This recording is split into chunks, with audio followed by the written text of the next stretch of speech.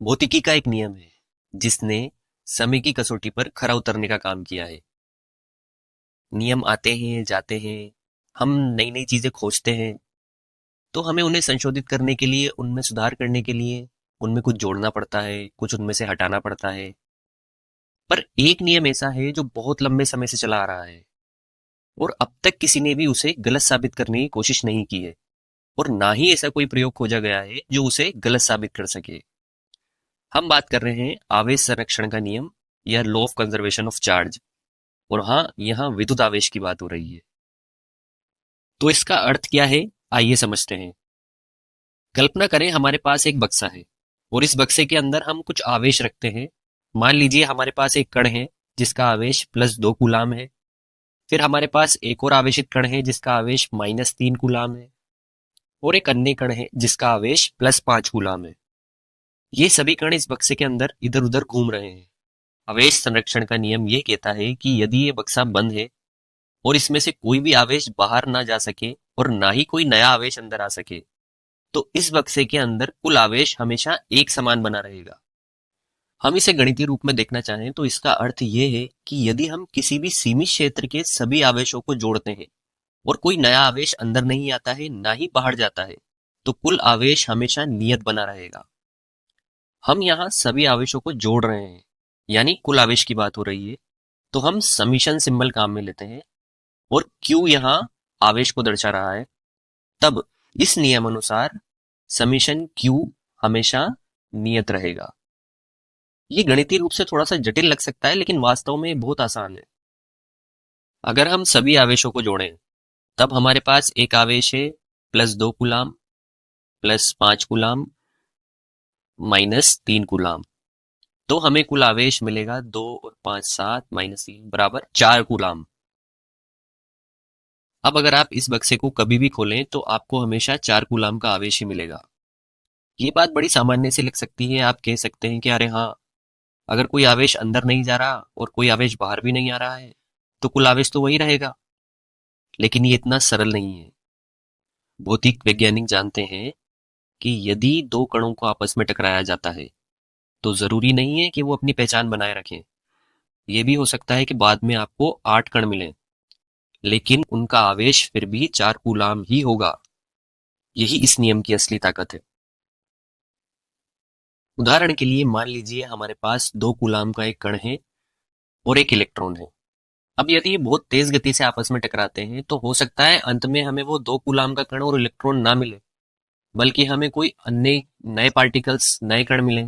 जैसे हो सकता है हमें कोई म्यून मिले, कोई क्वार्क पार्टिकल्स मिले या कोई हिग्स पार्टिकल्स मिले।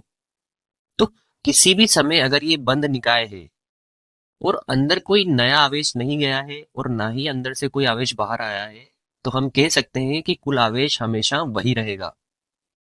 चलिए अब हम हमारे उसी बक्से पर वापस लौटते हैं और इस बार उसमें से हमें कुछ अलग अलग कण मिलते हैं। माना इस बार हमें एक कण +1 कूलाम का मिला, एक कण -7 कूलाम, एक -4 कूलाम और एक अन्य अज्ञात कण और मिला। चूंकि इसका आवेश अज्ञात है, इसलिए इसे हम क्यू नाम दे देते हैं। अब हम जानते हैं कि इन सभी कणों का कुल आवेश वही होना चाहिए जो पहले था, यानी +4 कूलाम। तो मतलब हुआ कि इनका जोड़ +4 आना चाहिए। तो देखते हैं, +1 प्लस -7 प्लस -4 प्लस Q बराबर 4। आगे हल करते हैं तो -10 प्लस Q बराबर 4, तो Q बराबर 14 कूलाम। तो यदि हमें किसी बंद निकाय के कुल आवेश के बारे में अगर जानकारी है, तो इस नियम का उपयोग करके हम उस निकाय में उपस्थित किसी अज्ञात कण पर आवेश का पता भी आसानी से लगा सकते हैं। अब इसे एक और तरह से समझते हैं। मान लीजिए हमारे पास एक एक्स नामक कण है जिसका आवेश है +3 कूलाम। अब ये विकटित होकर दो नए कणों y तथा z में बदल जाता है।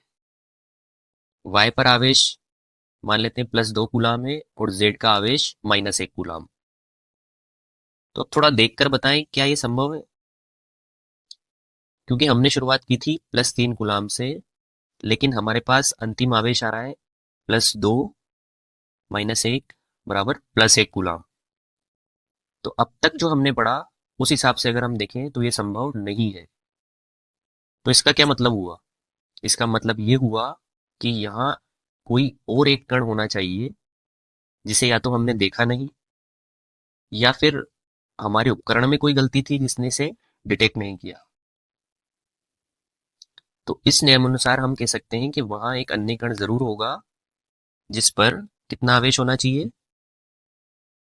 पूर्व में हमारे पास आवेश था +3 कूलाम, इन दोनों कणों को मिला के हमारे पास आवेश आ रहा है +1 कूलाम। तो कमी कितने की हुई? 2 कूलाम की। तो वो एक अन्य कण जो यहाँ पर नहीं दिखाया गया था, जिसे हमने यहाँ पर एम मान लिया है, उस पर आवेश कितना होना चाहिए? +2 कूलाम।